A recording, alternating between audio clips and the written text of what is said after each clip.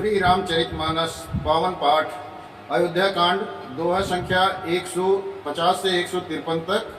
वर्णन दशरथ जी एवं सुमंत्र जी का संवाद। जय श्री राम। प्रथम बासुतम साभयौ दूसर सुर सरितीर न्याही रहे जलपान करी सिय समेत दो वीर। श्री रामचंद्र जी का पहला निवास, पहला मुकाम तमसा नदी के किनारे पर हुआ। दूसरा गंगा जी के किनारे, गंगा नदी जी के किनारे सीता सहित दोनों भाई उस दिन स्नान करके जल पीकर ही रहे। केवट कीन बहुत सेवकाई तो जामिन सिंगरौर गवाई। होत प्रात बट क्षीर मंगावा जटा मुकुट निज शीस बनावा। केवट ने बहुत प्रकार से श्री राम लक्ष्मण जी की सेवा की।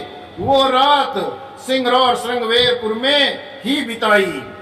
दूसरे दिन सवेरा होते ही वट वृक्ष का दूध मंगवाया और जिससे श्री राम लक्ष्मण ने अपने सिरों की जटाओं को मुकुट बनाया। राम सका तब नाव मंगाई प्रिया चढ़ाई चले रघुराई। लखन बान धनु धरे बनाई आप चढ़े प्रभु आय सुपाई। तब श्री रामचंद्र जी सखा निषाद राज ने नाव मंगवाई। पहले प्रिया सीता जी को उस पर चढ़ाकर फिर रघुनाथ जी चढ़े। फिर लक्ष्मण जी ने धनुष बाण सजा कर रखे और प्रभु रामचंद्र जी की आज्ञा पाकर स्वयं चढ़े। बिकल बिलो की मोहि रघुबीरा बोले मधुर बचन धरि धीरा। तात प्रणाम तात सन कहऊ बार बार पद पंकज गहऊ।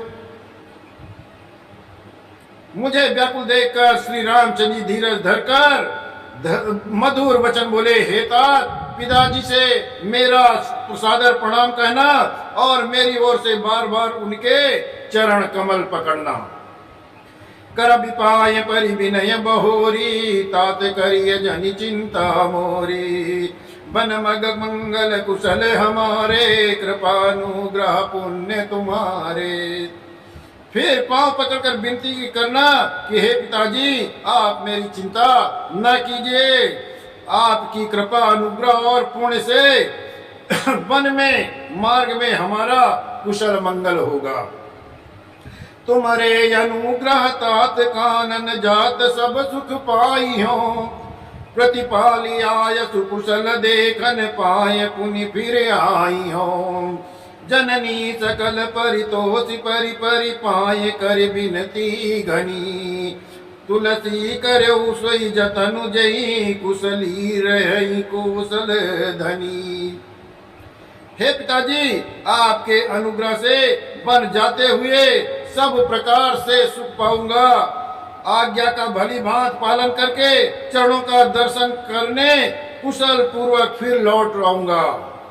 सब माताओं के पैर पड़ पड़कर उनका समाधान करके और उनसे बहुत विनती करके तुलसीदास जी कहते हैं, तुम वही प्रयत्न करना जिससे कौशलपति पिताजी कुशल रहें। गुरचन का संदेशु बार बार पद पदुम पही। गुरचन का संदेश बार बार पद पदुम गही। करब सोई उपदेश जही न सोच मोहि अवधपति। हे नाथ आप मन में समझ विचार कर कीजिए, रामचंद्र का वियोग अपार। बार बार चरण कमलों को पकड़कर गुरु वशिष्ठ जी से मेरा संदेश कहना कि वे वही उपदेश है जिससे अवधपति पिताजी मेरा सोच न करें। पुरजन परिजन सकल निहोरी तात सुनायहु बिनती मोरी।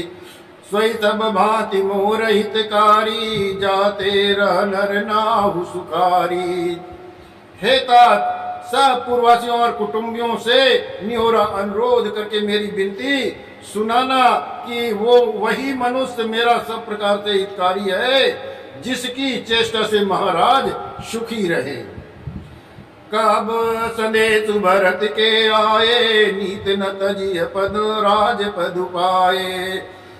पालव प्रजई करम मन बानी, से यहु मातु सकल समझानी। भरत के आने पर उनको मेरा संदेशा कहना कि राजा का पद पाकर जाने पर नीति न छोड़ना, कर्म वचन और मन से प्रजा का पालन करना और सब माताओं को समान जानकर उनकी सेवा करना। और निभायु भायप भाई, कर पितु मात सुजन सेवकाई, तात भांति ते ही राघव राऊ, सोच मोर जही करही न खाऊ। हे भाई, पिता माता स्वजनों की सेवा करके भाई को अंत तक निभाना।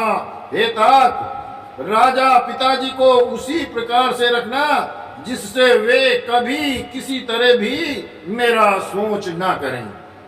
लखन कहे कछु बचन कठोरा, बरज राम पुनि मोहिनी होरा, बार बार निज शपथ देवाई, कहा बिन तात लखन लरिकाई। लक्ष्मण जी ने कुछ कठोर वचन कहे कि श्री राम जी ने उन्हें बरज कर फिर मुझे अनुग्रह किया और बार बार अपनी सौगंध दिलाई और कहा, हे तात, लक्ष्मण जी का लड़कपन वहां पर मत कहना।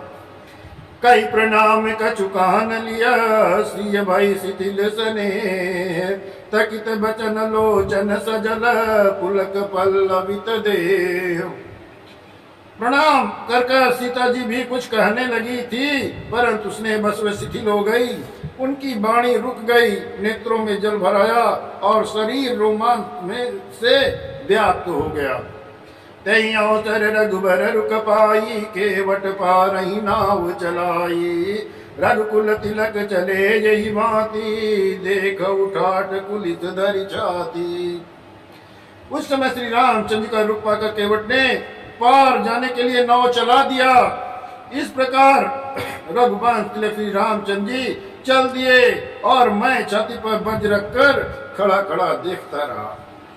मैं आपन किमि काऊं कलेसु, जियत परेऊ ले राम संदेशु, अस कही सचिव बचन रही गयऊ, आनी गलानी सोच बस भयऊ।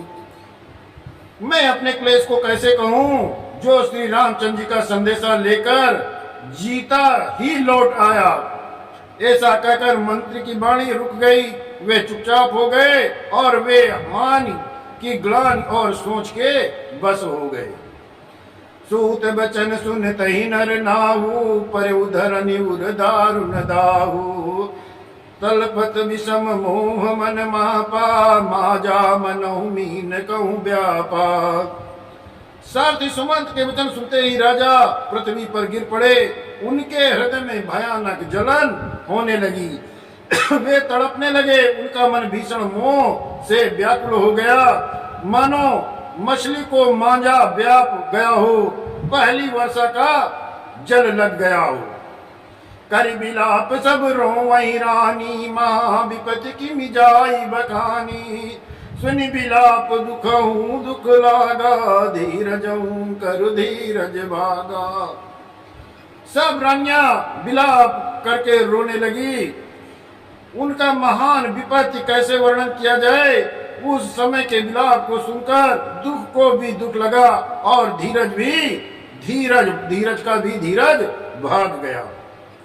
भयउ कोलाहल अवदति, सुन न पराउर सोरु, विपुल बियग बन परे मुनि से, मानव कुलिस कठोर। राजा के रावले रंगवास में रोने का शोर सुनकर अयोध्या में बड़ा भारी कोहराम मच गया। ऐसा जान पड़ता था मानो पक्षियों के विशाल वन में रात के समय कठोर वज्र गिरा हो। जय श्री राम।